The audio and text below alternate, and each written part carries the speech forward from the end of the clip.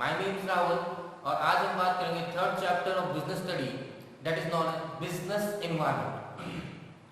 मैं हमेशा कहता हूँ किसी भी चैप्टर को स्टार्ट करने से पहले अगर आपको उसके चैप्टर के जो वर्ड है, जो मीनिंग है वो समझ में आ जाए, जो उसका चैप्टर का नेम दिया हुआ है अगर हमें वो समझ में आ जाए, it will be more beneficial. Okay, so business environment means the environment which is outside the business activity, which is outside the business organization, which is outside the firm and which is not in the control of business organization. That means we are not talking about the internal factors of any business activity. If I say a Reliance company का internally matter क्या है, how is the working condition, how they treat the employees, how is the management, it has nothing to do with the business environment. Business environment includes all the external forces which are not in the control of business organization. For example, political, that is outside the business organization, technological changes, social, economic, which are beyond the control, which are depending on the other factors, and on the due to changes in this factor, there is an impact directly or indirectly on any of the business firm or organization.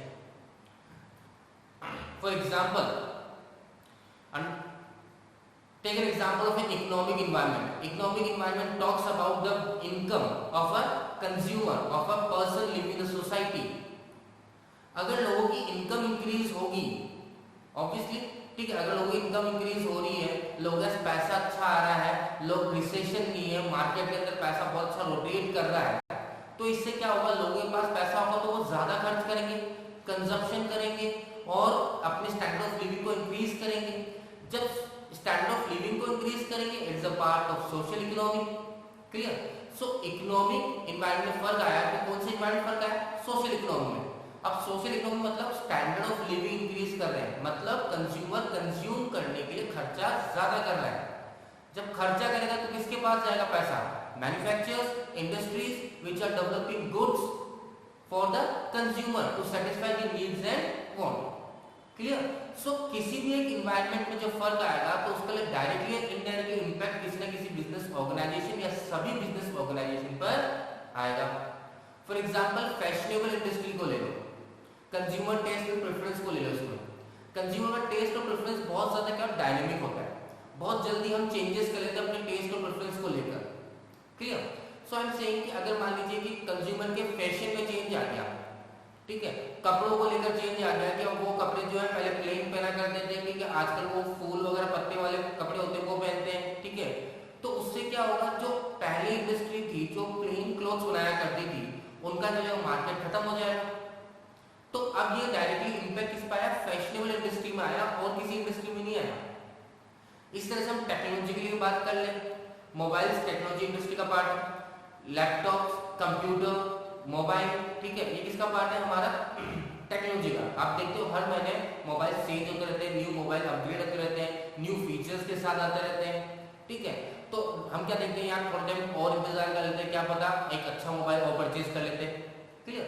So these are the industry which are very dynamic and which changes very frequently. तो due to this changes अब ये सिर्फ IT sectors के ऊपर ही क्या करेगा? Impact करेगा। वैसे एग्जांपल अगर मैं जीएसटी का लेता हूं, ठीक है, गुड्स एंड सर्विस टैक्स, ये सभी इंडस्ट्री पे इंपैक्ट किया था, किसी एक इंडस्ट्री के लिए इंपैक्ट नहीं हुआ था, which is a part of political, legal, which is beyond the control of business firm. Today scenario की अगर हम बात करते हैं, दैट इज कोरोना वायरस, ठीक है, कोरोना वायरस क्या होगा? अब ये सभी बिजनेस एनवायरनमेंट पे ये किसी पार्ट है, ठीक है, नेचुरल कैलामिटीज का पार्ट मान लीजिए, किसका पार्ट मान लीजिए, अब ये सभी बिजनेस एनवायरनमेंट पे अभी किसको कोई कंट्रोल नहीं कर सकता, कोई इसे प्रिडिक्ट नहीं कर सकता था। क्लियर? तो बिजनेस एनवायरनमेंट क्या है? अनप्रेडिक्टेबल है, uncontrollable. With this, we are going to start the definition of business environment. Today we will be discussing about the three topics. That is the definition of business environment, the features, and the importance, and with some examples I will be covering with this video. Okay. Now starting with the definition of business environment. So business environment is sum total of all individuals or institution and other forces that are outside the control of business enterprises. I have already said all the individuals or institution forces, all the forces are outside the control of business firms. They cannot control this thing. ठीक है, politically क्या होगा, क्या BJP government रहेगी या फिर अगले साल कांग्रेस गवर्नमेंट रहेगी, ये हमारे हाथ में नहीं है. क्लियर. आईटी सेक्टर में क्या चेंज आएगा, कंज्यूमर के टेस्ट या प्रेफरेंस में क्या चेंज आएगा, ये हमारे कंट्रोल में नहीं है. इकोनॉमिक रिफॉर्म्स में क्या होगा, ये हमारे कंट्रोल में नहीं है. बस अगर हम बिजनेस एनवायरनमेंट को स्टडी करते हैं, एनालाइज करते हैं, तो कहीं ना कहीं बिजनेस फर्म के पास अपॉर्चुनिटी या थ्रेट्स दोनों होते हैं जिसको वो क्या करते हैं, यूज कर सकते हैं. So what is business environment? It is a sum और टोटल ऑफ ऑल इंडिविजुअल्स और other forces that are outside the control of enterprises but they may affect its performance. ऐसा नहीं है, ये तो हमारे बिजनेस फर्म में हो ही नहीं रहा, इंटरनली कोई ऐसा चीज है नहीं, तो एक्सटर्नली हमारे क्या इफेक्ट करेगा, एक्सटर्नली भी इफेक्ट करता है. कुछ डायरेक्टली इफेक्ट करते हैं, कुछ इनडायरेक्टली इफेक्ट करते हैं. Clear. Now moving towards the, for example we take first of all examples, जैसे increase tax by the government. अब गवर्नमेंट ने टैक्स इंक्रीज कर दिया. क्लियर.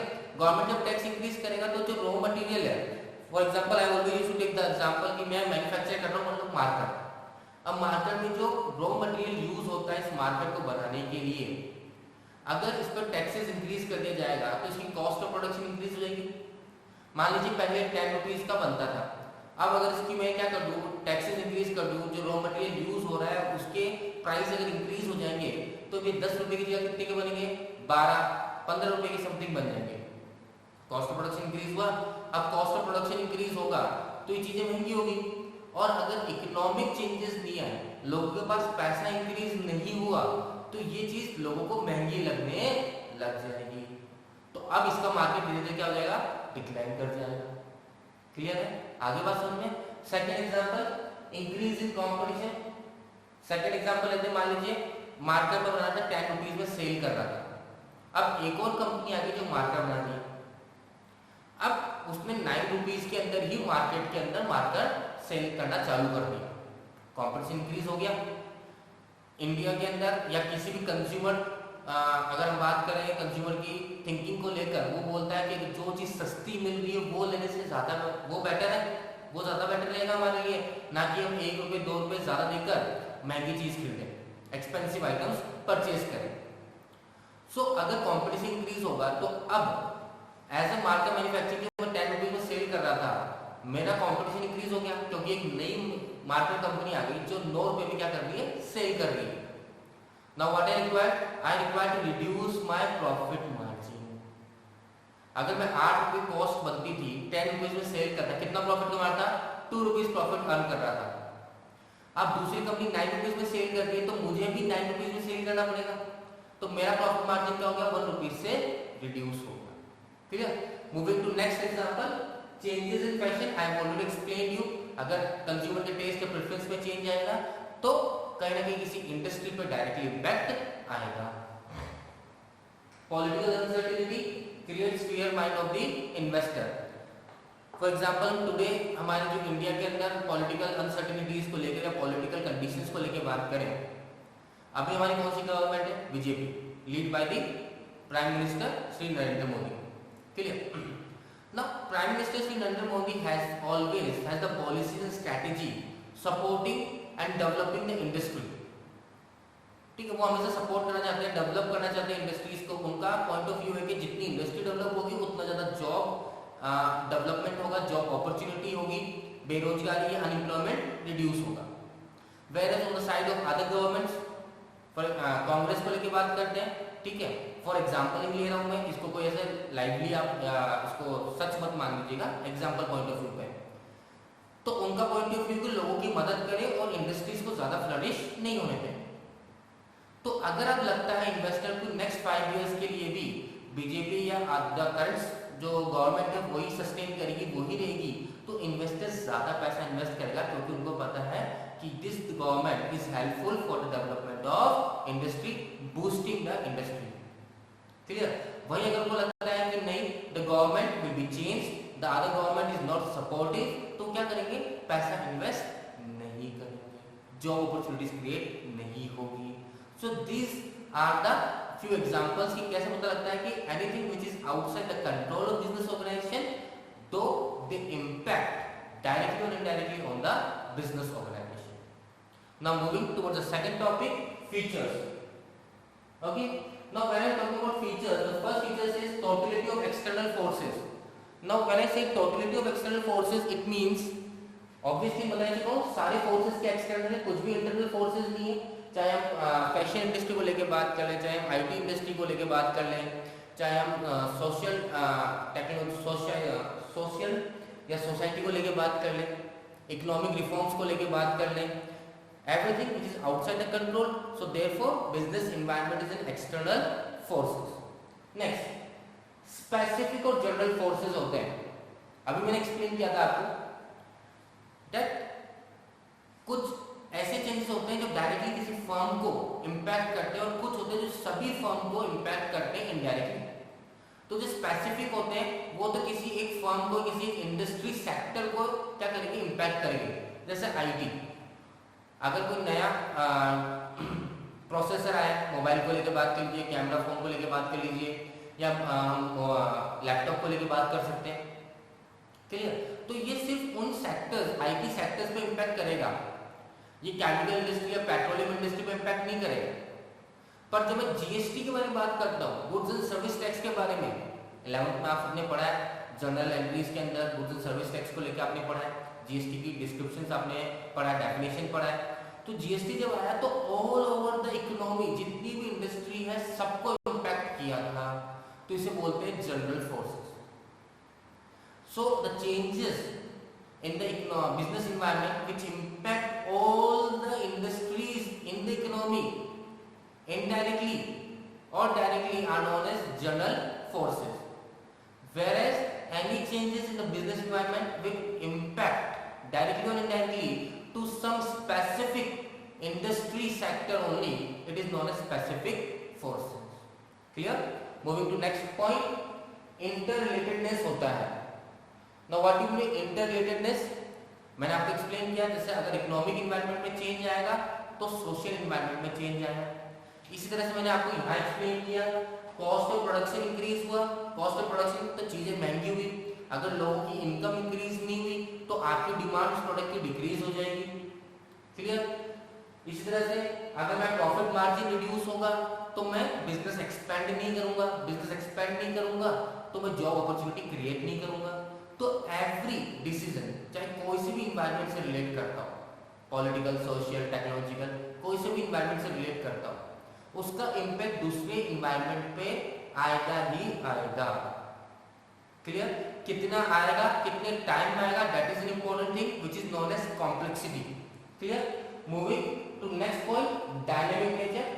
एज एवरीवन, क्योंकि हमने डेफिनेशन रीड कर लिया अब तक, मैंने जो ब्रीफ दिया उससे आप समझ सकते हो कि डायनेमिक है, बहुत जल्दी चेंजेस होते हैं। फैशन इंडस्ट्री बहुत ज़्यादा डायनेमिक है, आईटी इंडस्ट्री बहुत ज़्यादा डायनेमिक है, ठीक है। फैशन इंडस्ट्री में आप देखते हो ड्यूली कितना ज़्यादा जल्दी चेंज आता है फैशन को लेकर। IT industry, mobiles, laptop, computer, TV को देख लीजिए, बड़ा सा टीवी हुआ करता था, ठीक है। देन फिर बाद में एलसीडी आया, बाद में एलईडी आ गया। अगर हम कंप्यूटर्स की बात करें, कंप्यूटर भी अब ऑलमोस्ट हम देखते हैं कि लैपटॉप हो गया, लैपटॉप के बाद भी हम देखते हैं मैकबुक आ गया। उसके बाद भी हम देखें ऑल मोबाइल्स आर एप्लीकेबल और capable of doing the functions equals to the laptop, clear. So these are dynamic nature which is the most frequent changes, बहुत जल्दी चेंजेस होते हैं in comparison to other sectors of industries. Uncertainty, obviously अभी interrelatedness को मैंने आपको समझाया था कि अनसर्टेनिटी होती है कि कौन से एनवायरनमेंट में इम्पैक्ट आएगा, उसका इम्पैक्ट कौन से दूसरे एनवायरनमेंट के ऊपर आएगा, कितने टाइम में आएगा, what time it will take, how much impact it will cause and how much impact it will cause to the business environment. It is totally uncertain, आप कुछ भी प्रेडिक्ट नहीं कर सकते बिजनेस एनवायरनमेंट को लेकर कि फ्यूचर में ये होगा।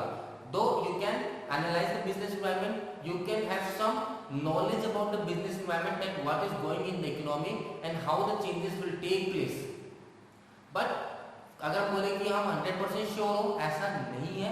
That's why it is known as uncertainty। जैसे हम बोल सकते हैं कोरोना वायरस ऑफ अनसर्टन, इतना ज़्यादा इम्पैक्ट करेगा हमारे इंडिया को that almost हम 2 महीने होने आ जाएंगे जहाँ पे हम लॉकडाउन के अंदर रहेंगे, क्या हो जाएगा, शट डाउन हो जाएगा. So these are totally uncertain. Moving to the next point, which is similar, or we can say total up of all the points, that is complexity. Complexity का मतलब कोई चीज समझ के परे हो जाती है, दिमाग से उड़ जाता है ना. या बहुत ज़्यादा कॉम्प्लेक्स है. अगर आप कोई क्वेश्चन को मैथ्स में 10th में मैथ्स से कोई बार क्वेश्चन सॉल्व किया करते थे, तो वो जो मेरे ये बोलता हूँ कि वो जो प्रूविंग वाले सिचुएशन हुआ करते थे, hence prove that L equals to R, left side R side, तो मेरे लिए बहुत ज़्यादा कॉम्प्लेक्स होता था, है ना. तो वैसे बिजनेस इन्वायरमेंट का सिचुएशन क्या होगा, how it will impact, what time it will take, okay. और analysing the business environment in advance is always a complex procedure. It's not as easy कि हम ये नहीं बता सकते कि हाँ, कई बार हम इकोनॉमिक्स अगर आप पेपर पढ़ते हैं तो इकोनॉमिक्स जो रिफॉर्मर्स होते हैं, जो इकोनॉमिस्ट होते हैं, वो फ्यूचर फोरकास्ट करते हैं कि ऐसा रहा तो ये होगा, उससे ये होगा, उससे ये होगा, ठीक है. So they give a detail study, analyse the market detail, that's why they are able to predict. But 100% sure हो ऐसा भी नहीं हो सकता. Moving to last point, relativity. Interrelatedness तो है कि एक इन्वायरमेंट से दूसरे इन्वायरमेंट में फर्क आएगा, पर ये बोलना कि एक कंट्री में जो बिजनेस इन्वायरमेंट है वो दूसरी कंट्री में भी बिजनेस इन्वायरमेंट सेम होगा, this is the wrong thing. There is no relativity between the one business environment in one country and business environment in other countries. जैसे एग्जांपल के लिए बात करते हैं, इंडिया में जो कल्चर है, ठीक है, वुमेन्स जो है जो साड़ी पहनना बहुत ज़्यादा प्रेफर करते हैं, पर कुछ ऐसे देश है जहाँ पे साड़ी वगैरह को लेकर कोई मिल है, ठीक है, या फिर हम बोल सकते हैं कुछ ऐसी चीज़ें जो इंडिया के अंदर एप्लीकेबल होती है पर अदर कंट्रीज में एप्लीकेबल नहीं होती. सो ये सोचे कि if you are able to understand the business environment concept of India, then we are able to understand the business environment concept of other countries. Is totally the wrong thing, because their culture, taste, preference are different. That's why we cannot predict on the basis of one country. Clear? आगे बढ़ सकते हैं. So these were the 7 points of the features of the business environment. First is totality of external forces, specific and general forces, interrelatedness, dynamic nature, uncertainty, complexity and relativity. Clear everyone? Okay. Now moving to the last topic of this video. The third one, that is importance of business environment. Now I have already told you, or as always I used to say, that once you understand the definition of business of any topic, once you understand the features, then it is very easy to understand the importance or limitation of any topic. आप खुद सोच सकते हैं business environment से क्या फायदा होगा, क्या नुकसान होगा, कैसे फर्म को हेल्प करेगी. ये 3 बात समझ में आ जाएगी तो आपको पॉइंट्स भी समझ में आ जाएगा. पहला क्या बोल रहा है, देखिए, identify the opportunity to get the first mover advantage. Clear?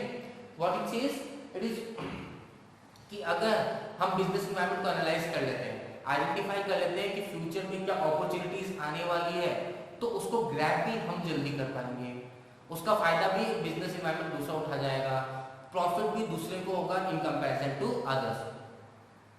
For example Maruti car के बारे में सब जानते हैं, ठीक है.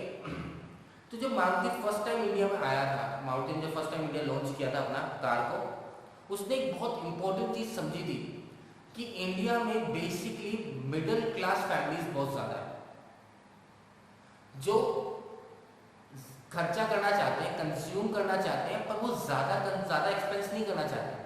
सबकी डिमांड थी कार होनी चाहिए, पर कार के पीछे कहीं ना कहीं एक कुछ सोच थी, लो मेंटेनेंस होना चाहिए, अच्छा माइलेज होना चाहिए, ठीक है, कम एक्सपेंसिव होना चाहिए. तो Maruti 800 was the perfect example of it. लोगों ने इसलिए उसको बहुत ज़्यादा पसंद किया कि उसका मेंटेनेंस बहुत नील के बराबर था, ठीक है, खर्चा नहीं था उसका, देन माइलेज बहुत अच्छा था, प्लस अफोर्डेबल थी car. Middle section of society को क्या क्या था उन्होंने समझा था, और इसलिए सबसे बेस्ट उनका रिटर्न हुआ था, सबसे बेस्ट प्रॉफिटेबिलिटी हुई थी, लोगों ने बहुत ज्यादा पसंद किया था उस कार को. So you can understand that they identify the opportunity, that what the consumer needs और what are the opportunities available in the environment. Moving to next point, identifying the threats. Obviously जैसे opportunities है वैसे हम क्या पता लगता है, threats के बारे में पता लगा सकते हैं कि what are the threats that are coming for the business environment, for the business by the environment. दो हम उस थ्रेट्स को एलिमिनेट नहीं कर सकते, पर हम क्या कर सकते हैं, उसके लिए उसके थ्रेट्स के बेसिस पे हम स्ट्रेटेजीज, प्लानिंग, पॉलिसीज कर सकते हैं, जिससे क्या होगा, उस थ्रेट का या हमारे लॉसेस का इम्पैक्ट क्या हो जाएगा, रिड्यूस हो जाएगा, और हम उस लॉसेस के लिए तैयार या उस थ्रेट्स के लिए तैयार रहेंगे। सडनली कोई चीज आती है तो ज्यादा प्रॉब्लम हो जाती है। अब इस एग्जांपल को इस तरह समझिए, टुडेस करंट सिचुएशन को लेकर चलिए। Corona virus all over the world में फैल गया था। इंडिया वाज द जो अभी है, हम बोलते हैं India was the almost the last country, कुछ ऐसी कंट्रीज थी लास्ट में काउंट कर रहे हैं हम कि जहां पे इम्पैक्ट आया बाद में। तो इंडिया ने क्या करा, पूरी एनवायरनमेंट को रिसर्च किया, सर्च किया, एनालाइज किया कि कैसे कैसे इम्पैक्ट कर रहा है। तो इंडिया ने पहले से अपना क्या कर लिया, तैयार कर लिया। तैयार करने से क्या हुआ कि आज हमारे यहाँ पे लॉसेस कम हो रहे हैं in comparison to other countries. Clear? Now third point, helps in assisting planning and policy formulation. Obviously क्योंकि आपको अपॉर्चुनिटीज के बारे में पता लग गया या आपको थ्रेट्स के बारे में पता लग गया, तो आप क्या कर सकते हैं, आप उस बेसिस पे प्लानिंग कर सकते हैं, उस बेसिस पे पॉलिसी बना सकते हैं।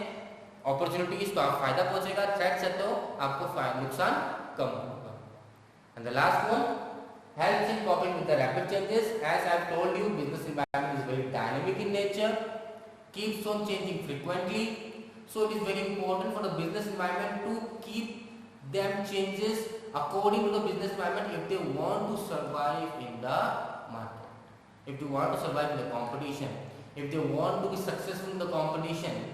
Okay, so that is very important that business environment keeps on changing themselves. Otherwise it will be a huge loss for the firm.